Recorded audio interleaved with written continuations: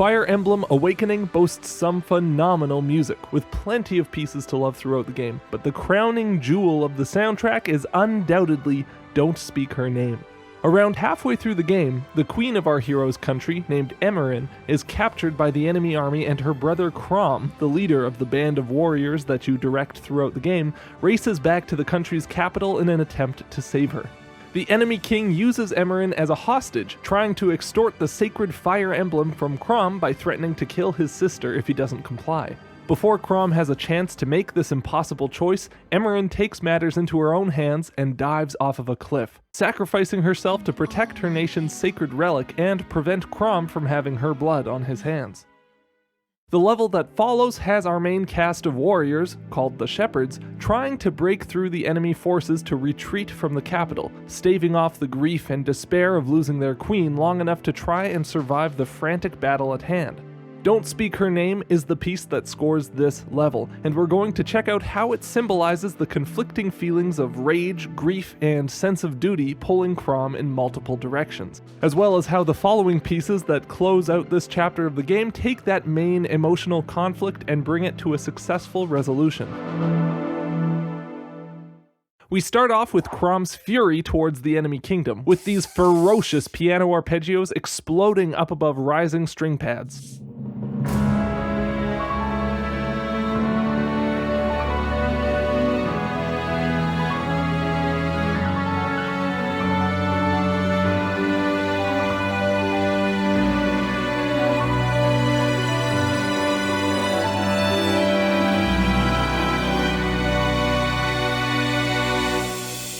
The section ends with a repeated move from a G chord to a B minor chord as the music winds down to prepare for the meat of the piece.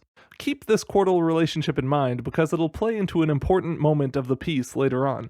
After this introduction, we get the first of three main melodies that comprise the bulk of Don't Speak Her Name, a minor key variant of what is arguably the main theme of the entire game. See, throughout the game's soundtrack, we hear plenty of pieces make use of variations on this figure. 2 upward leaps of a fourth going from the 5th to the root to the 4th of the home key that resolves down to the major 3rd of the key. This note walks up the scale to the 5th and then down the tonic triad to enclose the 2nd of the key as the final note of the phrase. It's a strong, open-ended phrase that invites more music to come in after it and establishes the tonic major tonality clearly. This theme shows up pretty much all over the soundtrack, in militaristic settings as well as softer, more playful settings.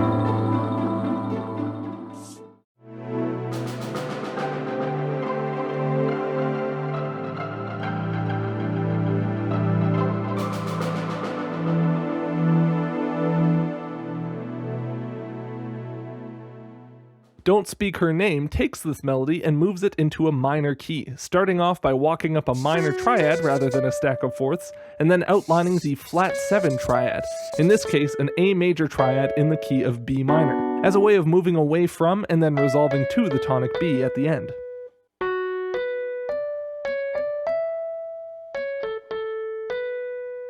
This kind of flat 7 to 1 resolution has a very soft, sad sound in a minor key, and played in the piano's upper range over quiet string pads, we evoke the sorrow that Chrom must feel about his sister's death, that stands in direct contrast to the rage and intensity that we felt from the introduction.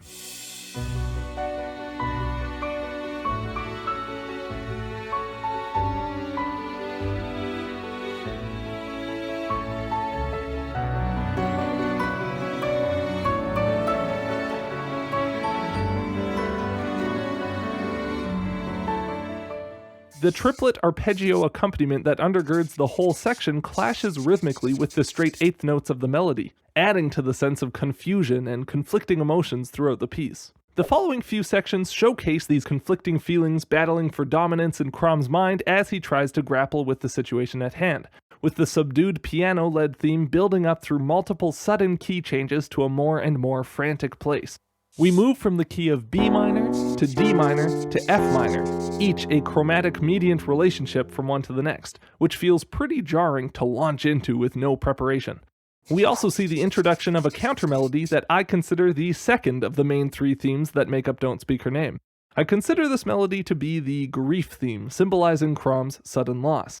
It does this by hammering on the second over a minor tonic right on beat 1, holding on to that note, then quickly resolving up to the minor third before dropping down a sixth to land on the fifth of the chord. This short figure has an undeniably somber sound. The second used over a minor chord is just a devastating sound, and a leap down of a sixth also gives a sorrowful touch, so this phrase perfectly encapsulates the tragedy of the situation. This idea in the counterline is moved around through different chords, clashing with the main theme above it as we move through the section.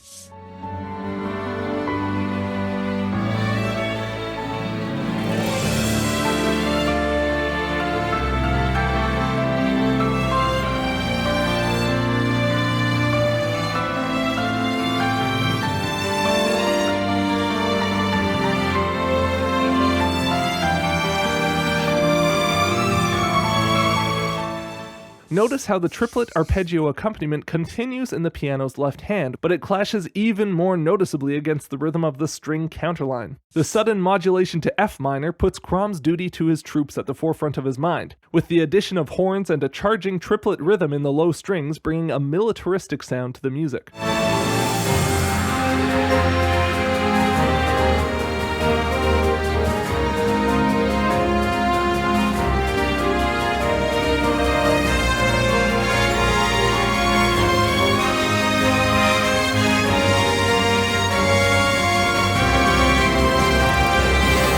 This eventually gives way to a new melody, the third and final theme used in the piece. This one does also appear around Awakening's soundtrack. Not that often, but from where it does appear, I think it's meant to be associated with the Shepherds, Crom's military squadron. This melody starts on the tonic and rises up the minor scale in this triplet-based rhythm before walking back down with a big quarter note triplet.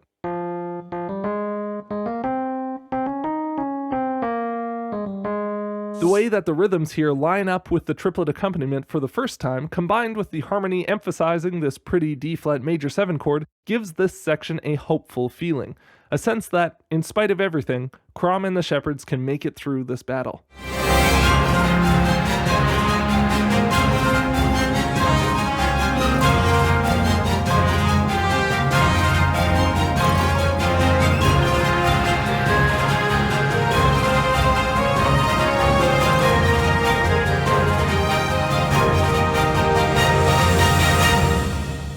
The piece continues oscillating between moments of anguish and quieter, more contemplative phrases, and what follows this most bombastic, militaristic section we've heard up to now is the piece's point of lowest intensity. Back in the key of B-flat minor, we introduce an introspective solo piano statement of what seems at first to be a new theme. However, this theme ends up being a development of the third of our main three melodies, taking the triplet-based Shepherd theme and basically flipping it upside down. The contour here isn't an exact inversion of the theme we just heard before, but it's pretty close, and keeping the exact same rhythmic structure as before creates a clear connection between the two themes.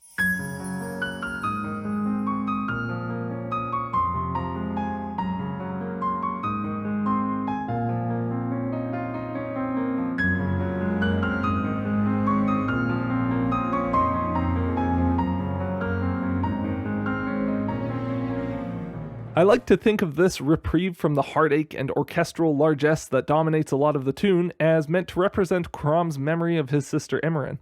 This is the first point in the piece where there isn't some kind of clash between two parts of the ensemble. No clashing straight rhythms against triplets, no other melodies battling for your attention underneath. It's just a simple and sweet musical statement. But alas, it doesn't take long before the music comes crashing back down to the reality of the present situation, as these chugging triplet strings come in and the horns bring back our grief theme as a counter melody underneath.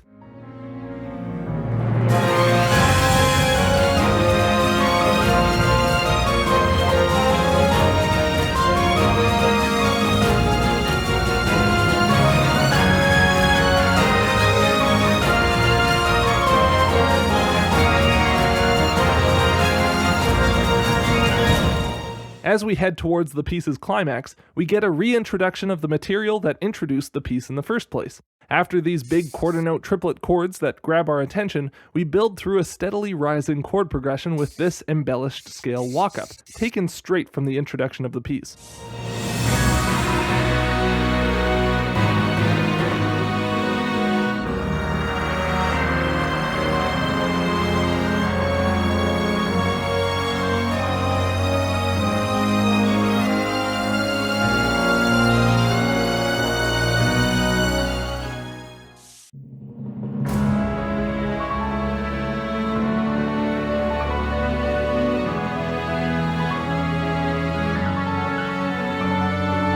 This embellishment on a straight walk up a scale is likely borrowed from our shepherd theme that we heard earlier, as they're rhythmically and conceptually very similar. A good example of how composers can wring a lot of functional music out of one simple idea.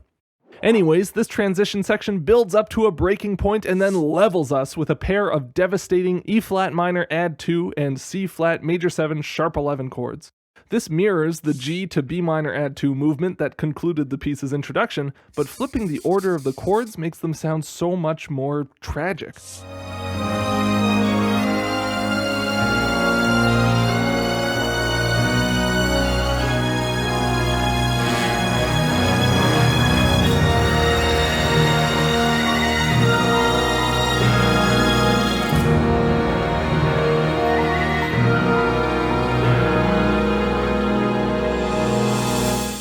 These chords, to me, encapsulate Crom's grief. He can't take what's just happened, and he doesn't know how he's ever going to recover from it. And I think a big part of that effect is the addition of the second a half step below the flat third in that E flat minor chord, giving it that dissonant crunch that makes it hit so much harder.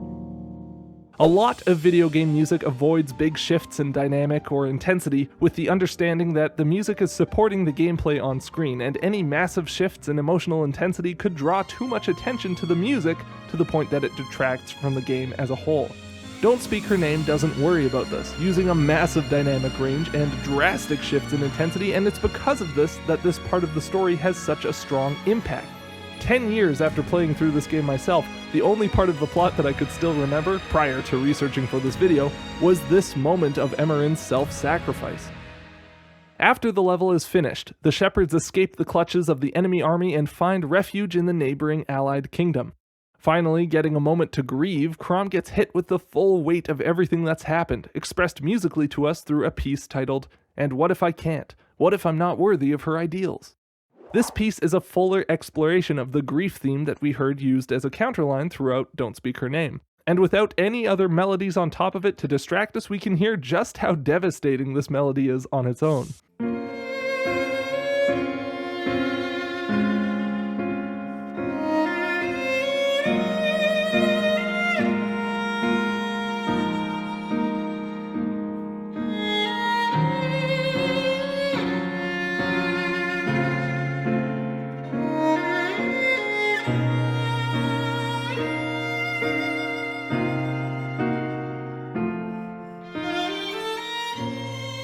Notice how the accompanying harmony uses an interval of a second in just about every single chord. Whether it's a crunchy semitone between the second and flat third of a minor chord, or a rich sounding whole step between the third and ninth, or flat third and 11th, almost every chord is fleshed out with these clustery intervals to give the music a severity.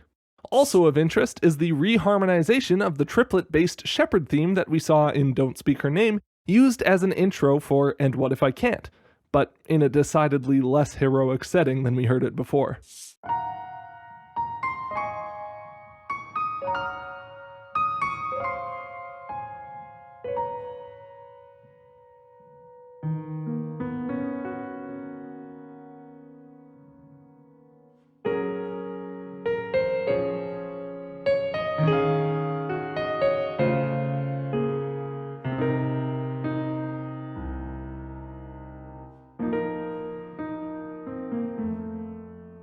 Again, we have these beautiful clustery piano voicings that are equal parts elegant and heartbreaking.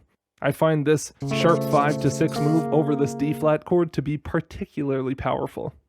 After Crom works through some of his feelings, not just about the tragedy of the situation, but about his doubts towards his own abilities to fill his sister's shoes, the Shepherd crew all chime in with their support, and Crom resolves himself to take on Emeren's role and face head-on the challenges ahead of him.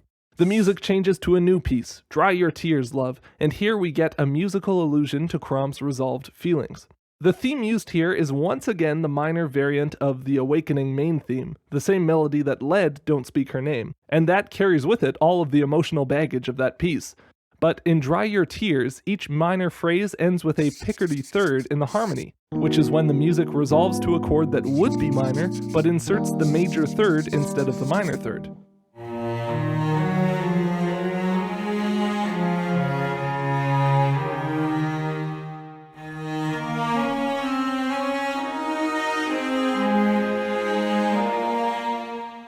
The effect of a Picardy third is a lightening up of the music, and ending each phrase of our minor theme with a Picardy third is a great way of bringing the music a sense of peace, of coming to terms with what happened without hand-waving away the gravity of the situation.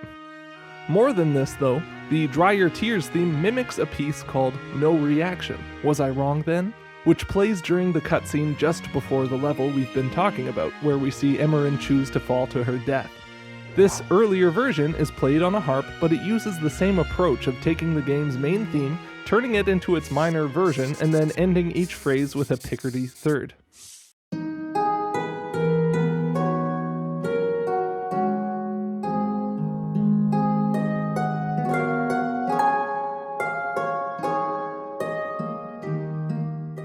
See, each of the pieces we've been analyzing here, as well as a couple that we skipped over in between, have names taken from Crom's dialogue in the parts of the game where these tunes play.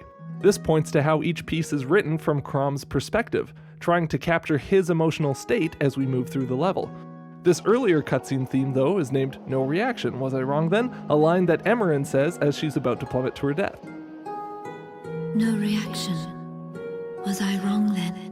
The music certainly doesn't feel like it fits with Crom's inner state in this cutscene, so we are clearly meant to associate it with Emeren's perspective in this moment. The fact that the music isn't turbulent and somber, but instead bittersweet, tells us that Emeren's at peace with the choice she has to make here, that she believes that it's the right thing to do and necessary. Reusing the same musical ideas in Dry Your Tears shows us how Crom has not only managed to live with his grief, but he's also come to an understanding of his sister's perspective. He understands why she chose to die and why it was necessary. Portraying this kind of emotional development always feels so much more real and deep when it's represented abstractly, as in through music, rather than having it spelled out explicitly. The music elevates this whole sequence to be really powerful, to touch the audience in a way that just wouldn't be possible without it. And that's why Don't Speak Her Name is the pinnacle of Fire Emblem Awakening's fantastic soundtrack.